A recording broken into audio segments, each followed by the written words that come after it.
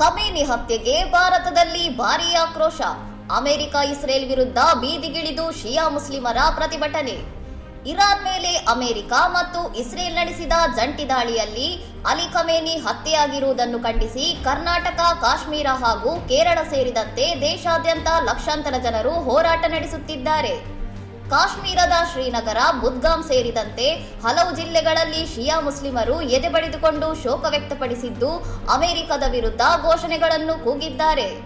ಕರ್ನಾಟಕದ ಅಲಿಪುರದಲ್ಲಿ ಖಮೇನಿಯವರೊಂದಿಗಿನ ಹಳೆಯ ನಂಟಿನ ನೆನಪಿನಲ್ಲಿ ಅಂಗಡಿ ಮುಂಗಟ್ಟುಗಳನ್ನು ಬಂದ್ ಮಾಡಿ ಮೌನಾಚರಣೆ ನಡೆಸಲಾಗಿದ್ದು, ಬೆಂಗಳೂರಿನಲ್ಲೂ ಪ್ರತಿಭಟನೆಗಳು ನಡೆದಿವೆ.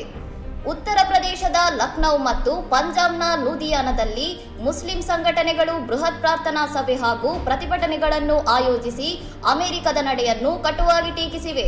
ದೇಶದ ವಿವಿಧ ಮುಸ್ಲಿಂ ಸಂಘಟನೆಗಳು 1 ರಿಂದ 3 ದಿನಗಳ ಕಾಲ ಶೋಕಾಚರಣೆ ಕರೆ ನೀಡಿದ್ದು, ಅನೇಕ ರಾಜ್ಯಗಳ ರಾಜಕೀಯ ನಾಯಕರು ಸಹ ಈ ದಾಳಿಯನ್ನು ಖಂಡಿಸಿದ್ದಾರೆ.